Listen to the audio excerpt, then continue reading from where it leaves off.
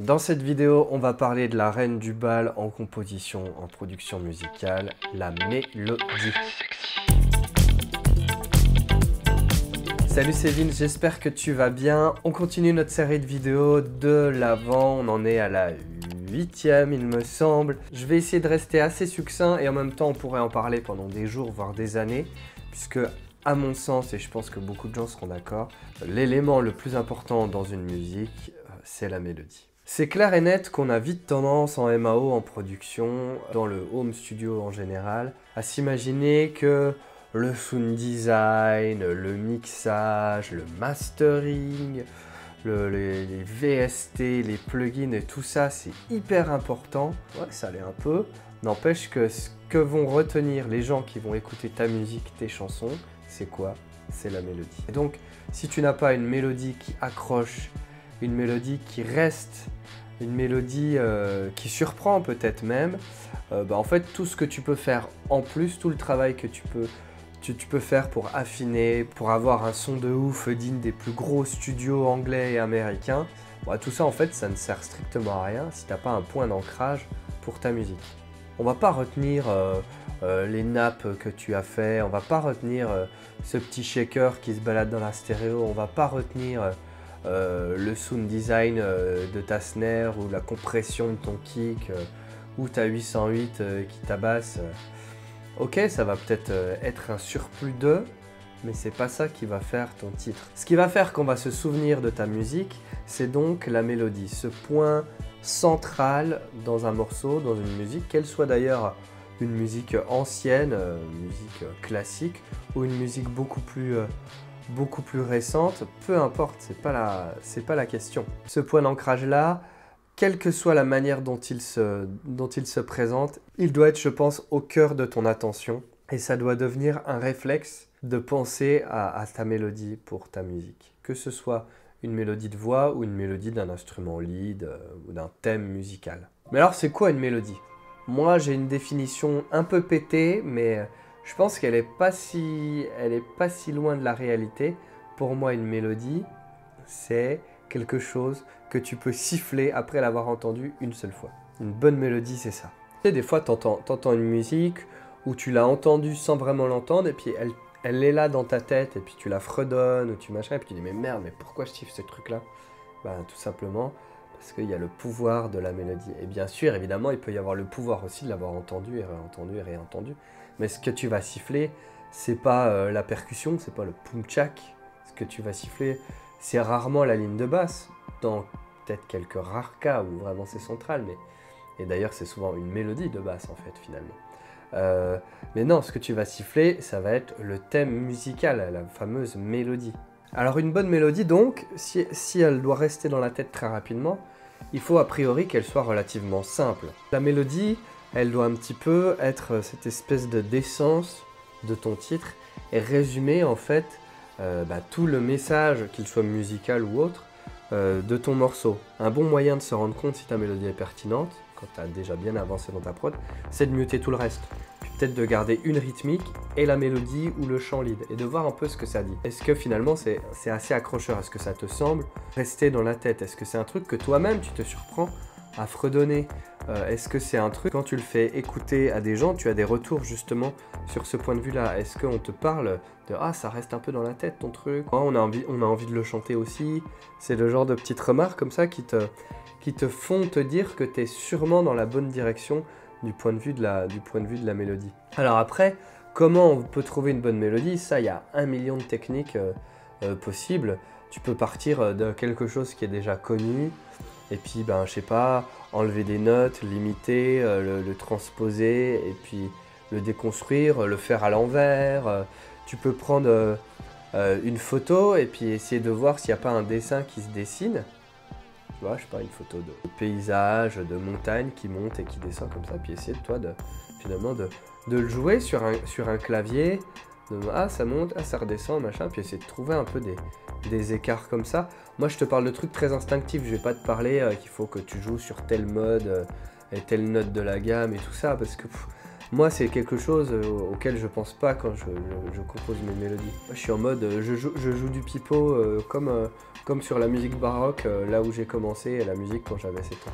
Moi, je vais pas te donner des tips de compositeur parce que j'ai pas forcément le vocabulaire pour te le donner, mais plus te donner des espèces te partager un peu mes intuitions. Tu peux prendre les notes de ta grille d'accords et puis essayer de voir ce que tu peux combler autour, et puis comment tu peux relier deux accords entre eux avec les notes, voir comment tu peux ensuite jouer rythmiquement aussi, c'est très important, comment tu peux amener de la surprise, parce que très souvent, moi ce que j'écoute sur des morceaux de gens qui débutent, qui sont pas très avancés, voire qui composent aussi à la souris, ça se ressent beaucoup, c'est finalement une rythmique très binaire, mais vraiment au sens basique, quoi, qui suit finalement la grille qui est hyper quantifiée et qui n'amène aucune surprise. Ben voilà, là ça va être peut-être l'occasion de rallonger des notes, de raccourcir des notes, de le faire d'une manière aussi totalement random, pourquoi pas.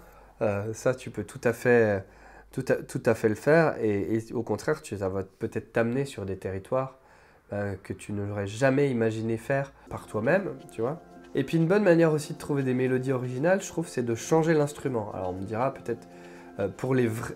Alors évidemment, pour les vrais bons compositeurs ou ceux qui sont vraiment à l'aise, par exemple sur un piano, bon ben voilà, ils vont trouver des super mélodies au piano parce qu'ils sont capables de jouer. Mais toi, si t'es pas forcément un très bon musicien, technicien, musicien, bah peut-être que de changer le son, ça va t'inspirer de jouer d'une manière différente et d'être dans un mode de jeu différent.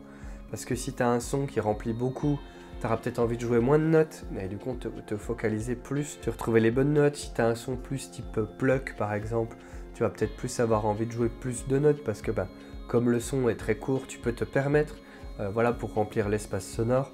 Ça va en tout cas t'inciter peut-être à jouer plus de choses, mais d'une manière générale, et là que ce soit pour la mélodie ou pour d'autres, mais particulièrement pour la mélodie, ça rejoint ce que je disais dans une autre vidéo sur le fait que les musiciens sont bavards. Je pense qu'il faut s'autodiscipliner, essayer en tout cas de viser un certain minimalisme, en tout cas de bien choisir ses notes et de faire un peu, tu sais, comme cette émission de télé-réalité complètement claquée, la Next, tu vois, et tu dois être là et considérer chaque note et te dire est-ce que cette note-là, elle est pertinente dans ma mélodie ou pas, et ne pas hésiter à la muter, quoi. Next, tu vois, non, cette note-là, c'est mort, finalement, elle sert pas le propos, et en fait, à être dans ce choix-là et être dans une vraie intention, ça j'en ai déjà parlé, à être vraiment dans l'intention de ce que tu veux dire. Est-ce que les notes de ma mélodie, elles servent réellement l'ensemble du propos? Et donc à choisir au moment où tu vas jouer ta note de guitare ou de clavier, est-ce que tu es vraiment habité par ça? Et est-ce que tu vas choisir le bon moment? Parce qu'il y a une question du moment, il y a une question de la bonne note, il y a une question de la durée de cette note, et il y a la question de ne pas la jouer aussi, tu vois. Donc ça, c'est différentes questions que tu devrais te poser plus ou moins instinctivement ou plus ou moins consciemment au moment où tu es en train de composer ta mélodie. Pour moi, en tout cas, c'est essentiel. En tout cas, d'une manière générale, je t'invite vraiment à faire cette astuce de muter l'ensemble de ton titre, de garder finalement le cœur de ton morceau. Ça peut être une base harmonique, une base rythmique et juste ta mélodie, d'enlever tout le reste des arrangements, tout ce qui enveloppe comme ça le titre, parce que ça peut fausser un peu, et tout ce qui est, encore une fois, les astuces de sound design, tout ce qui est le cocon en fait de la production, tout ça c'est bien, mais en fait c'est pas ce qu'on va retenir, encore une fois. Et du coup, revenir à un essentiel, revenir à ton guitare-voix, revenir à ta musique, revenir à ta mélodie originale, on va dire, revenir au cœur vraiment du titre, pour moi c'est essentiel. Et d'ailleurs, c'est aussi une bonne manière de démarrer ton mixage, par exemple, de tout remuter, puis peut-être de reprendre, j'en sais rien, ton chant lead avec, par exemple, ta snare ou ton kick snare, tu vois, et puis d'essayer déjà de trouver le bon équilibre dans ces éléments fondamentaux. Je ne dis pas que c'est la bonne manière, mais ça peut l'être. Pourquoi? Parce que tu vas d'abord te focaliser sur le point d'ancrage, ce qu'on est censé peut-être le plus entendre dans ton titre, et tout le reste derrière, une fois que tu as créé le premier équilibre de ça, tout le reste va venir compléter cet équilibre et ne pas prendre le dessus. Ça, c'est aussi une bonne manière peut-être de démarrer tes mixages. C'est pas forcément, ce sera pas forcément pertinent pour tous les titres, mais ça peut être en tout cas une bonne astuce à tester.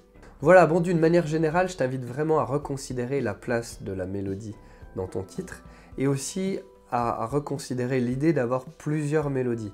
Est-ce que tu as besoin d'avoir plusieurs mélodies dans ta chanson ou au contraire, est-ce que tu vas te focaliser sur un thème principal? D'une manière générale, je l'ai déjà dit, une musique égale une idée, mais c'est pas forcément toujours le cas ou c'est pas forcément toujours servir le propos. Tu peux très bien avoir un question-réponse, avoir une mélodie par exemple de voix couplet et puis une mélodie refrain qui va être par exemple purement musicale et puis alterner comme ça, faire une espèce de ritournelle qui contrebalance deux thèmes musicaux, ça peut le faire.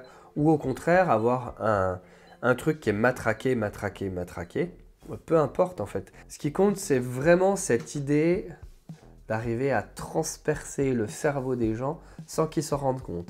Je trouve que c'est un peu machiavélique et c'est d'ailleurs pour ça que personnellement, moi j'adore les mélodies et c'est vraiment ce qui m'intéresse avant tout dans une chanson, dans une composition et c'est vraiment, moi en tout cas, ce sur quoi j'essaie de me concentrer le plus parce que c'est quand même le pouvoir magique de la musique, quoi, d'arriver à manipuler, en tout bien tout honneur, hein, mais d'arriver à rentrer comme ça dans la tête des gens, je trouve que c'est un petit pouvoir magique qui est assez jouissif, hein, faut se le dire, de rentrer comme ça une petite mélodie, une ritournelle, un petit bout de chanson de refrain, et que les gens sont là, et, ah mais tu me l'as mis dans la tête ton truc, ou ah bah je l'avais dans la tête hier et tout.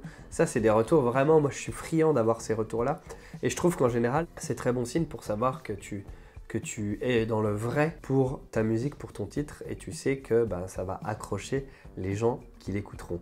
Bon voilà, comme d'habitude c'était décousu, mais c'est une idée essentielle à mon sens en composition, en production musicale, te focaliser là-dessus. Tout le reste, si tu veux, c'est du coulis de framboise. C'est la cerise sur le gâteau, c'est les petites paillettes de décoration sucrées là, tu sais, qui sont un peu périmées souvent et qui traînent au fond du placard et que tu mets pour décorer le gâteau des enfants. Tu vois, c'est mignon, mais c'est pas ça qui nous intéresse. Le cœur du gâteau, ça reste ta mélodie. Si cette vidéo t'a été utile, n'hésite pas à laisser un pouce en l'air, à t'abonner à la chaîne, à nous rejoindre aussi dans la PM School. Il y a tout un atelier vidéo dédié aux mélodies d'ailleurs, si tu veux creuser cette question-là. Tu y as accès dans le premier lien dans la description. Je te laisse, fais plein de musique, pense à tes mélodies. Ciao.